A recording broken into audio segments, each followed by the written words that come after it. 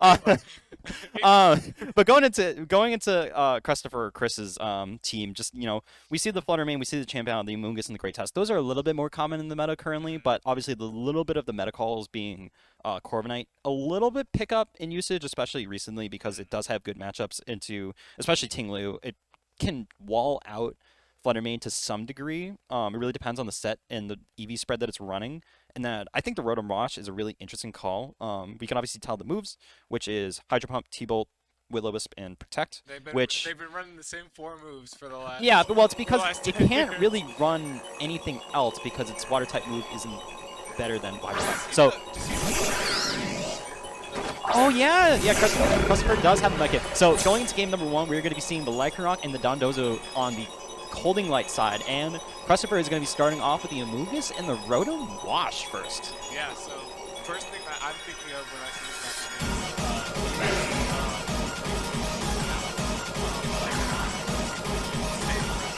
I don't know how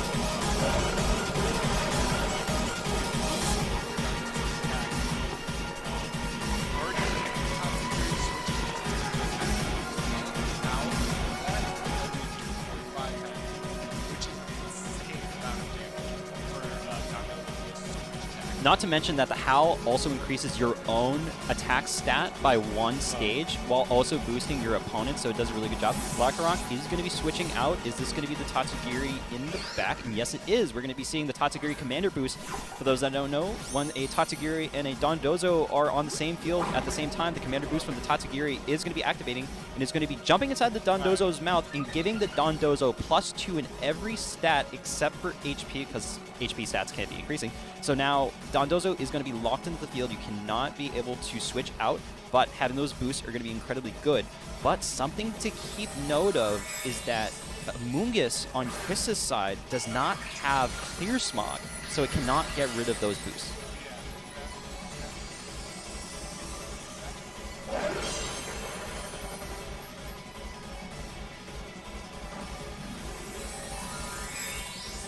Having a little bit of technical difficulties, but hopefully everyone's still be able to watch us on stream. We're just watching from a different angle. So the Tatsugiri went into the Tatsugiri went into the mouth of the Dondozo. The Terra Grass Dondozo coming through, but we also saw the Rotom Wash coming through with the Terra Grass as well. So I believe we saw a Terra Blast from Dondozo into the Rotom Wash. That actually did less than half, and now we're going to be seeing the Will-O-Wisp go into the Dondozo.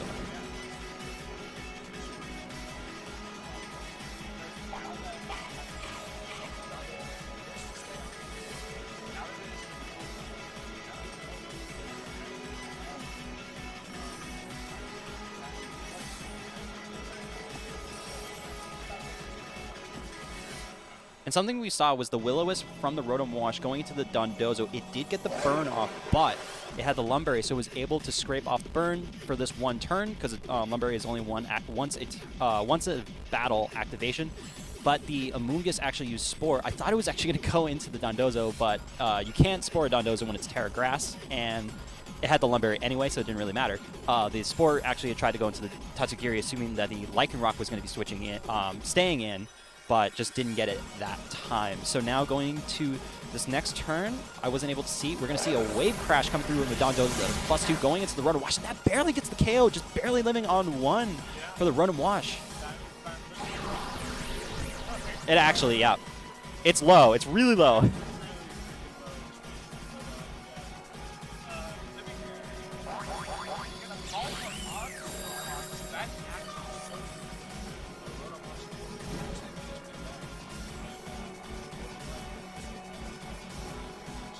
Yeah, something to note here is that this Dondozo can stay on the field for quite a long time because of the move Rest. So when it, oh, I think you just turned me down. Yeah, so when it uses Rest, it falls asleep by itself. But because of the Lumberry, normally it'll wake up, but now the Lumberry has been used, it cannot do that. But another thing about Rest, it also gets rid of the burn. So if you put yourself to sleep, you basically could just keep staying on the field and you can get rid of those burns.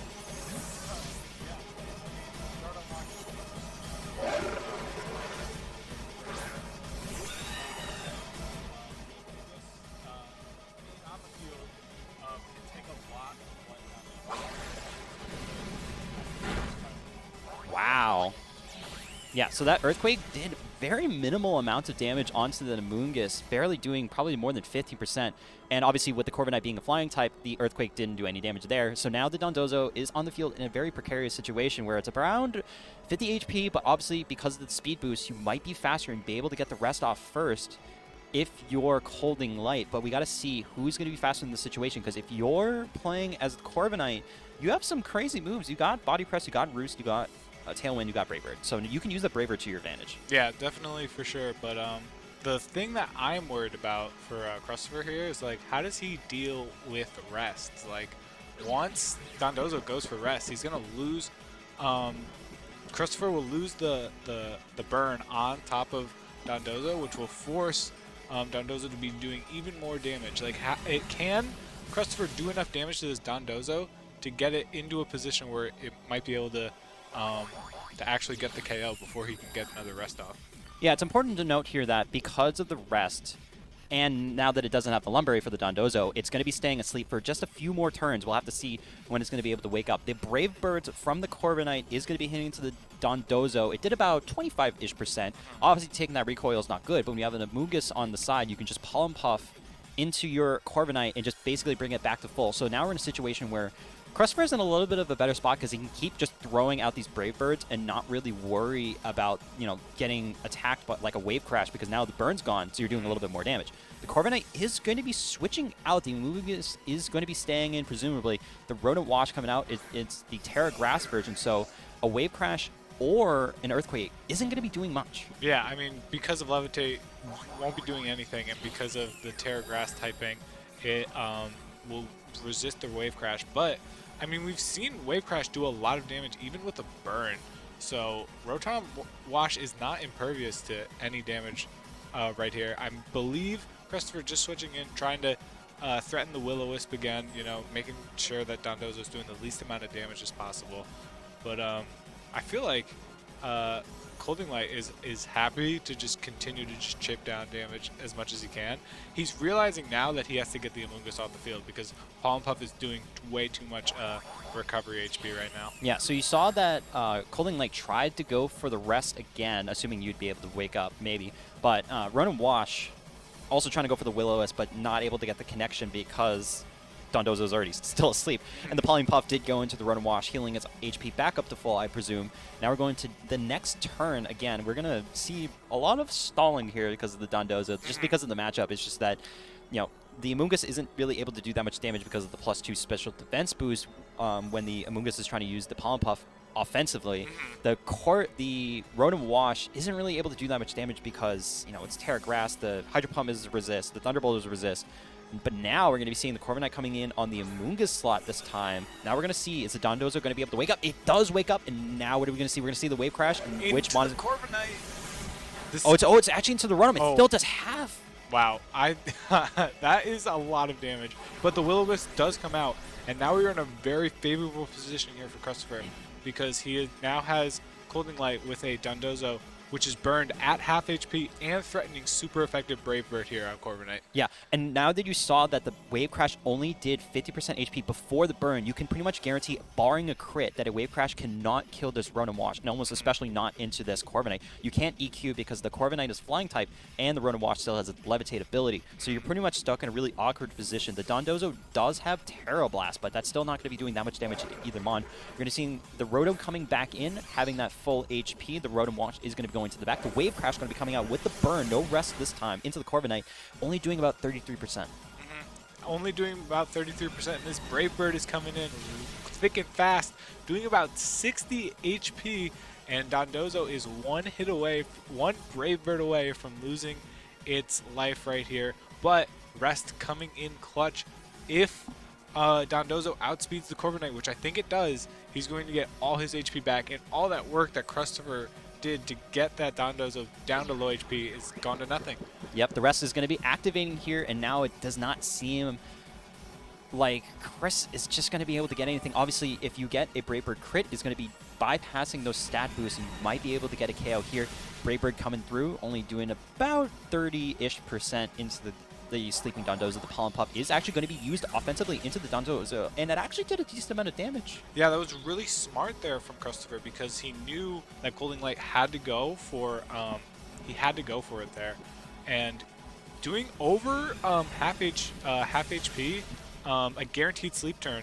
If Pollen Puff does enough damage, I was going to say it might be a range to kill, both of these moves to kill, but I don't think Brave Bird did enough damage. He's going to live on 4 HP. If Dondozo wakes up here and gets another rest, this could be huge. Yeah, you are faster with the Dondozo anyway, so you can still get a hit off, but you have to be careful with using Wave Crash because you will take the self-inflicted KO from the recoil. Terra Blast is not really a good option. Earthquake is not really good. You probably want to rest here to make sure you get up, but again, Dondozo is only on its second sleep turn, and it is going to stay asleep, so unless Chrustopher didn't choose an option to attack offensively, and it will be using the Brave Bird from the Corviknight into the Dondozo, that is going to get the KO on a critical hit. That actually didn't matter in that situation. Love a good useless crit in my speedrunning days when I speedrun Pokemon Ruby Sapphire. Okay, so now the Tatsugiri is going to be coming out of the mouth, and we're going to see a Pollen Puff this time going into the Tatsugiri. Just a little bit of chip damage. No Focus Sash on the Tatsugiri. It is the Specs variant, so not really that important there. We're going to see the Lycanroc coming in. We are finally seeing a different lead because this match has already been going for quite a while, but something to note is that ColdingLight still has a bunch of your time left.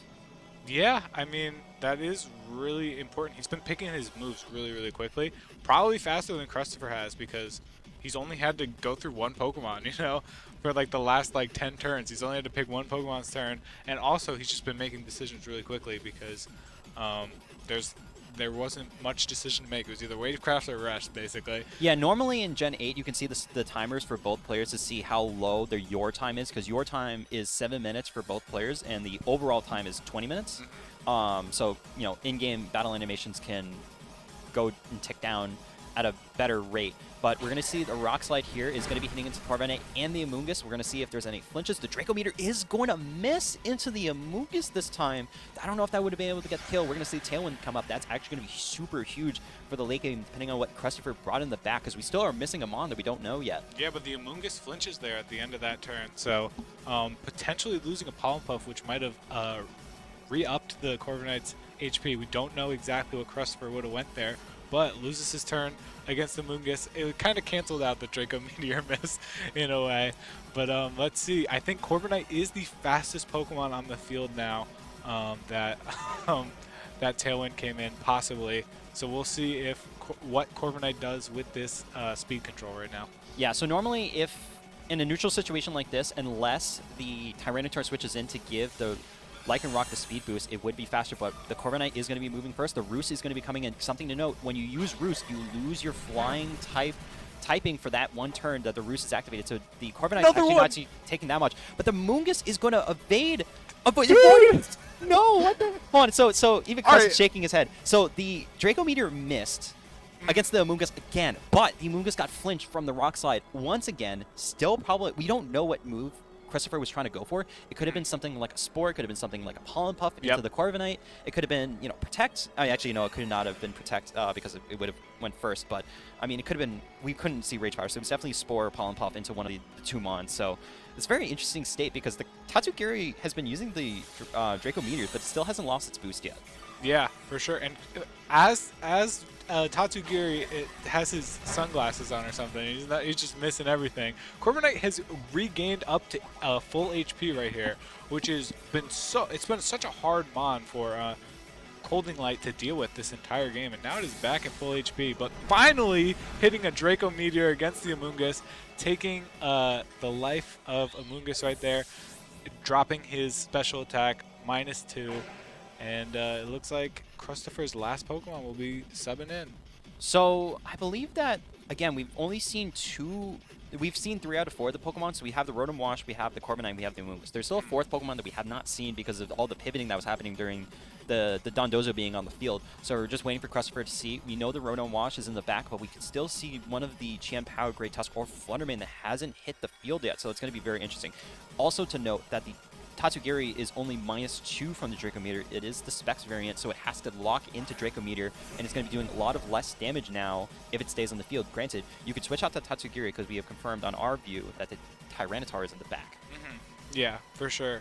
I mean, I would be very scared switching out Tatsugiri here with Great Tusk on preview, because Great Tusk is going to do so much damage to Tyranitar if it switches in. It kind of could be a dangerous way to switch in, but there is not very much damaging moves that you can do against Great Tusk right now, because Tatsugiri is at -2 right now. Super effective Muddy Water will do a lot, but not enough to threaten Great Tusk enough in that situation. Yeah, so we saw the Earthquake coming out from the Great Tusk. It's not going to be hitting the Corviknight because of the flying typing. It is going to be hitting the Tatsugiri, but it's still not able to get the KO, most likely because of the spread damage, the debuff that all moves that hit multiple targets do. It's minus times 75%. The Draco Meteor is still doing crazy amounts of damage, even at -2 against the Great Tusk. The Great Tusk not notably known for having really good special defense, so it's still doing a great amount of chip. So now we're going to see what is Chrustopher going to be able to do with this Great Tusk, because it's already taken so much health. I mean, it's the Choice Scarf variant, so it is going to likely moving very fast. And the Tailwind, so yeah, I think it's... I think the Tailwind might have ended the Tailwind previous turn. ended? So it Ooh. really depends, because the Sand Rush ability doubles your speed. So the Lycanroc might be faster than the Great Tusk, even with the Choice Scarf, so it's something I have to keep in note. The Tatsugiri is going to be switching into the back. The Tyranitar is going to be coming in. The Sand is going to be activating. It's actually not even going to affect any of the mons in terms of chip damage, because chip damage does not affect Steel, Ground, and Rock types. But it does affect the Lycanroc because of the Sand Rush ability. Ooh. It is going to become the fastest mon on the field, but not getting a flinch there against the Great Tusk, who is going to do an insane amount of damage with that Earthquake right there. And Corviknight flinches with the Rock Slide, which is huge. Timer ran out, and I think ColdingLight wins because of timeout. Yeah, so it went back to the beginning of the game where we talked about how ColdingLight had so much your time left. You know, the game would already been like halfway done, and ColdingLight had more than 5 minutes, but Chrustopher definitely took way too much time each game. Well, not each game, but, you know, each turn to think about, oh, what move is my opponent going to do? And then it just didn't really work out. And, you know, timeouts are an important factor of this game, because if you run out of your time, all the 7 minutes that you are allocated, you lose the game. You can't press any moves. It's like a chess timer. Yeah, sometimes it happens. I mean, Chrustopher was navigating the Dondozo situation almost perfectly. The only problem is that navigating the Dondozo takes a long time, you know? Yeah. But I guess Chrustopher's team isn't the most well equipped to deal with Dondozo. You know, just kind of had to chip away. Eventually got lucky with the sleep turn and got it out. But let's see how Chrustopher can adapt to that, you know? I think with the pivoting that Chrustopher was able to do, just constantly switching in the Amoonguss, constantly repivoting the Rotom Wash and using the Corviknight to your advantage, I think it was really well played, especially during that last phase of the Dondozo period of that match, where Corviknight and Amoonguss just kept pushing so much damage onto the Dondozo, even when it was plus and it was asleep. And yeah, luckily you get the sleep turn on turn 2.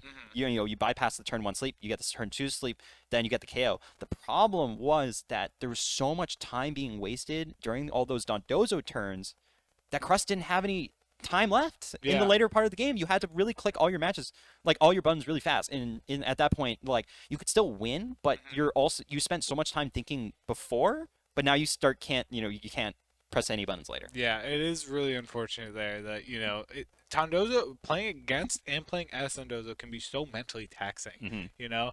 And Chrustopher using his time wisely to make the right moves, but also unwisely because he wasn't thinking the long game for timeout.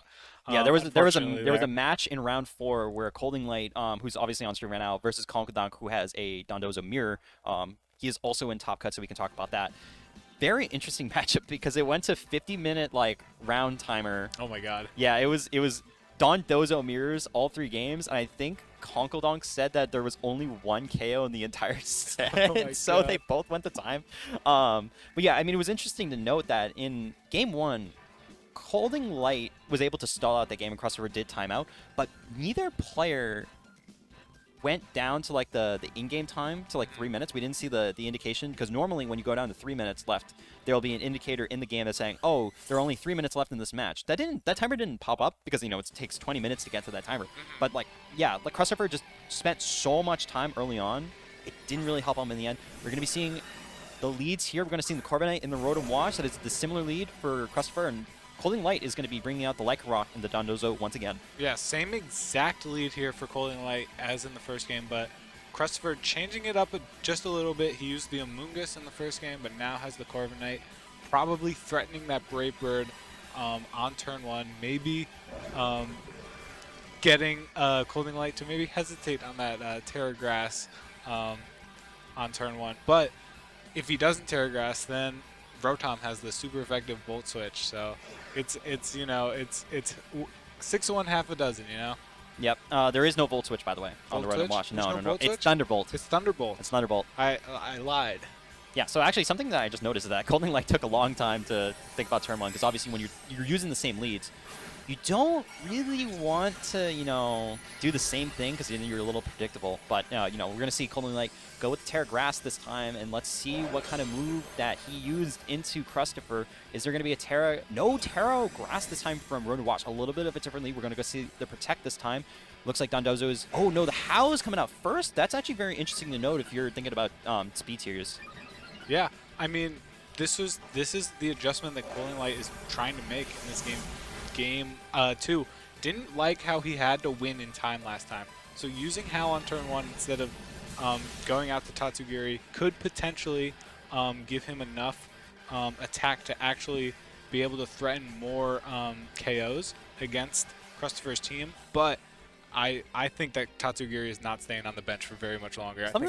Something that was interesting is that the ColdingLight did go for the Terra Grass, but then got hit by the super effective non-commander boosted Dondozo. So you took a lot of damage right there. Obviously, you can't really be sure if the Lycanroc is going to be switching out into the Tatsugiri. It's always the mind game, because when you attack into the Tatsugiri slot, once it goes into the mouth, it counts as an evasion, and it does not redirect into the Dondozo, which is a dumb mechanic. I will say that right now. It should go into the Dondozo. That's all I'm saying, because there should be a mind game. That's just me talking about the game. But let's see what's going to be happening. We're going to see the Terra this time. I wonder if it's going to be from the Rotom Wash to be able to survive, and it is. We're going to see the Terra Grass once again. Yeah, and this is going to be huge for Chrustopher, because as we saw on ColdingLight's point of view, he actually went Terra Blast into Rotom, which would have been super effective if he had the old typing. The Rock Slide getting the KO on the Corviknight is crazy there, but this Terra Blast is not going to do anything versus this Rotom Wash because of the Terra typing, but the flinch doesn't matter. He gets a free turn anyways. Yeah, the Terra Blast is going to be coming through with the Terra Grass. Still not that much damage, but you have to remember the Howl has been activated. That's probably why the Corviknight did die there from the Rock Slide. Obviously being, Stab Rock type is pretty good, but also, spread damage is reducing the damage just a bit, but having that +1s against that Corviknight definitely mattered there. The flinch is going to be coming out on the Rotom, which is a little bit unfortunate, the Terra Blast coming through. Chien-Pao, different matchup this time. We're going to be seeing from Chrustopher bringing in Chien-Pao this time. Let's see what's going to be happening. Chien-Pao, one of the ruins of Treasure, or Treasures of Ruin, should I say. That's technically the other way around. Reduces all mons except itself by 25% in its defense. Which is a really scary thing, because this thing has a gigantic attack stat. But this could be a big miss. Oh, miss onto Rotom. Avoided. Miss onto Chien-Pao, that's a 1% miss? This is an absolutely insane amount of bad RNG for both players in this entire set. And the Hydro Bump connects onto the Lycanroc. But it's gonna, it has Focus Sash, so it would guaranteed survive right there. But this is huge, because I believe Chien-Pao is very, very, very threatening right here. This is incredible. So this is it's still a very good position. If Chrustopher actually landed a double hit into the Lycanroc, it would have been able to get the KO, and then the speed control would have been very and heavily in favor of Chrustopher. But now we're in a situation where the Rock Slide could just pick up double KO because of the Sandstream boost in the speed, doubling Lycanroc's speed stat, and it will outspeed the Chien-Pao. So we're going to have to see. And the chip damage from Sand also broke Focus Sash on Chrustopher's Chien-Pao. Yeah, chip damage from Sand plus the Howl plus super effective damage is going to be a lot for Chien-Pao to possibly tank. But if there's anyone who could do it, it's Chien-Pao. I've always said that. I've always said if there's anyone that could do it. Another Rock Slide coming here. It hits both opponents, and it does get the double KO, leaving Chrustopher with just one Pokemon left. We don't know which one it is, but I don't know if it can 1v4 on ColdingLight's side. Yeah, it's not looking likely right now. We do want to point out that Shampoo did have Sucker Punch, but then it comes with Sucker Punch mind games that if you try to Sucker Punch into the Lycan Rock, it does get the KO, most likely, and then, you know, only having 10 HP. But then you also have to consider that Tyranitar is still on the field, and you're probably going to die if it just hits the Rock Slide. Obviously, you know, ColdingLight got a little bit lucky there, having the double miss. Actually, no, unlucky, should I say, with the double miss on the Rock Slide, but in the end, didn't really matter. Battle was canceled, and ColdingLight wins 2-0 over Chrustopher. Very amazing play there from game 1, and I love the adjustment from in game 2 to, you know, threaten a Tatsugiri switch in, use the Howl to boost Dozo and Lycanroc's attack, and ended up getting the KOs with the Lycanroc later in the set. It was really nice. Yeah, if Chrustopher just had a little bit more of your time, could have been seeing a very different game. Had a really good position going into the end phase of game 1, but just ran out of time, unfortunately. And then, you know, in game 2, trying to use the Chan Pao to your advantage, but then you took really unfortunate flinches and KOs. You know, the Howl from turn 1 on the Lycanroc actually pumping out the damage. I don't know what the Corviknight would have been able to do. It might have been able, if it got the Roost off, would have been a very good position because you would have been able to heal up and survive just a little bit more against, you know, all the mons that ColdingLight had in the back. But unfortunately, just didn't really have that. So ColdingLight will be moving on in a 2-0. Couple other things about the tournament going on. So Conkeldonk upset Ryan PB. Conkeldonk going into this tournament, I seeded as a 1 seed. That's such a classic Pokemon. Yeah, but seeding doesn't really matter initially. It really matters, you know, once we're in the top cut. So Ryan PB went undefeated in Swiss rounds, going 5-0, and Conkeldonk actually had a really rough path trying to get back into top cut and made it barely as a 3-2 cut as the 8th seed, and Conkeldonk takes that 2-1. So we're going to be seeing Conkeldonk ColdingLight in the next, actually no, probably not the next match on stream. That's a Dondozo mirror, right? So, oh no. So that was literally the match that took, in round 4 that took 50 minutes. Does anyone want to order some food or something up here? I'm dying. But yeah, that probably won't be on immediately next. We're going to be doing the other phase of top 4, the winner of Lintimon and TGH versus Amber, Cyprian, and Curry Puff. One of those winners, or the winners of both matches, will be going on. We'll be watching that one, and then we'll be watching ColdingLight. I would just like to say, it's such a classic VGC moment to go undefeated in Swiss, and then then drop, then lose round 1 in top cut. I think Emilio Forbes. I forget which. I think it was it was two in a row, right? I don't know if it was 2 in a row. I don't know if he went undefeated, but No. Emilio Forbes definitely went undefeated at one of the. I think it was a tournament that Wolfie won. I think it was Orlando. I think it was Orlando where Wolfie won with the Paris Trap team. Emilio Forbes went, I think, 10-0 in Swiss rounds, which is incredibly hard when you have to play 10 rounds back to back and go undefeated and being the first seed. And then like, yeah, I made top 32 or you made top 16. I don't remember what it was because it wasn't day 2 Swiss. Actually, I think it was top 32. So you had to grind through top 32 single elimination, then you match into Wolfie, and then you lose. Just lost. It's like, it happens every time. Damn, like I made so much work. I'm the first seed. I should have the easiest path, but you know, matchups and Wolfie being world champ difference just beats you with Paris Trap, like hard Paris Trap. Not even like oh, you know, Don Dozo Paris Trap where like I'm stuck on the field. Yeah, you get rid of the Tatsugiri. Yeah, and then it's like, it's gone. But it was hard Paris Trap because you had, you know, the Gothstel, he had the Palfin, the Arcanine. He had the Screamtail. The Screamtail was crazy in that set. Oh, my God. Yeah. So right now, we should be going to a break, just finishing up Lintimon and TGH. And then the other side, we have Amber, Cyprian, and Curry Puff. We'll be back soon with the next match. So stay tuned for a Skydrop Series Top 4.